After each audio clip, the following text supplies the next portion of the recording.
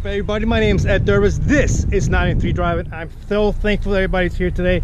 We have an epic show for everybody today. Testing a new car today will be a Mercedes C300, and we'll go through a little couple of details about it. We'll start off with an engine, which is a four-cylinder with 241 horsepower, 273 pounds of torque, which propelled the car from 0 to 60 in about 6 seconds, which a weight of about 3,600 pounds. It's actually not too bad. I think one of the reasons why it's not as fast as some of the other competitors is due to the fact of the all-wheel drive system this car does have.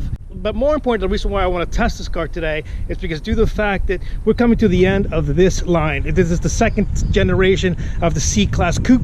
The first one was a great hit. It started obviously with the C250, 350, and then obviously went up to the AMGs. Now here we're in the second generation, which is very important because BMW has always had a coupe in the 3-line series for many years. Even before it was called the 3 Series, it was the 2000 and the 2002. But it wasn't until the late 2000s that Mercedes decided to come out with the C-Class coupe to compete with them and compete with the Audi S5 as well. So now that the new M-Class, the new 3 Series are out, and let's just say that the facelift is just to judge the kidney grills. But with that being said, obviously Mercedes has to step up the game with the next generation. We've got the new C-Class coming out with all new technology that came out early in the E-Class and also on the A-Class. So let's try to see and find out if this past generation it still has something going, and what should we expect on the next generation that should be coming out in the next 12 to 24 months going forward. With that being said, let's get the show on the road. So here we are, we're inside of the C300. As we pointed out a few things earlier, due to the fact of the age of it, all the infotainment system's a little outdated. All the new ones coming out, starting from the A-Class, moving all up to the S-Class, they have a much larger screen, will be almost equivalent to the size of a Tesla screen. Which, and not only that, once Mercedes introduced their A220, which is their entry car, they really did step up to the plate and really did pull out the best infotainment system out of the market right now. With that being said, obviously being technology, who knows how long that's gonna last. But anyway, let's take it on the road and see what it's like, and see if it still deserves to be, if it's a sporty sedan, coupe version, or is it a mixed bag? I know it's in a very tough competitor, especially coming out and trying to compete with BMW, which I mentioned earlier. They've been in the playing field for over 30 years. So let's get the show on the road, and let's see. Let's just take it through a few little twisty roads here in the Washington D.C. area and see what it does.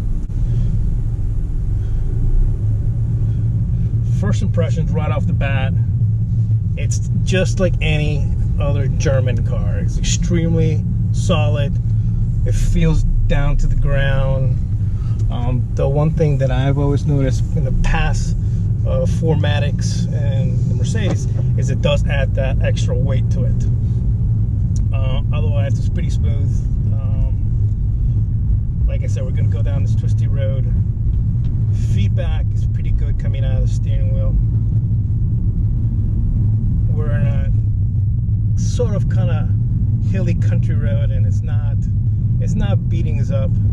Obviously, we're not gonna go at max speed because there's a lot of people out there, and we don't need to spend the afternoon talking to Johnny Law. Quiet.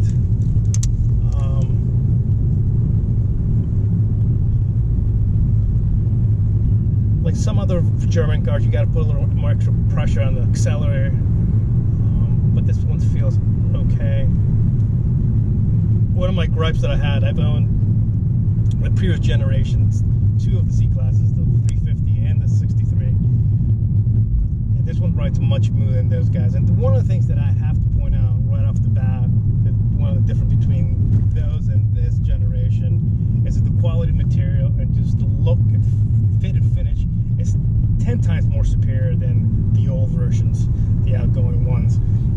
So now it's interesting to see what are we going to expect to see coming out in the next third generation, and see how it does. So far it rides comfortably. One of the best things that This one's probably going to be heading back into a dealer since it's a lease car, and it brings a very good point. It's a very puts it at a very good price point if you're looking for a used car, which will be a CPI car. Otherwise, it runs smoothly, no hassles, no rattles. But you would expect that at a car of this age of just a few years.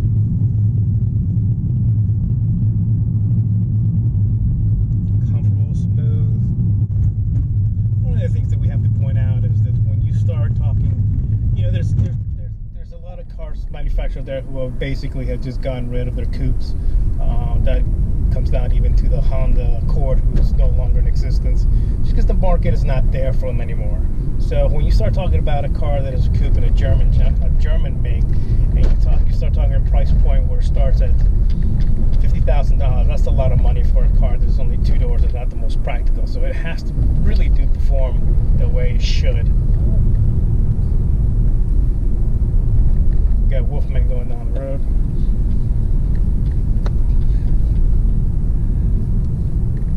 Turning radius is excellent.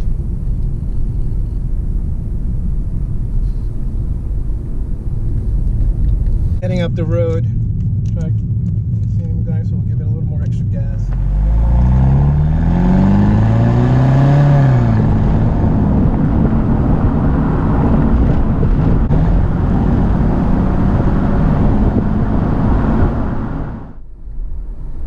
Visibility is it's what is expected from a 2-door coupe. The 8 pillars are not bad. Windshield, but when you start looking back, you got the B pillar that does give you a little bit of a blocked view, but you expect that on any coupe.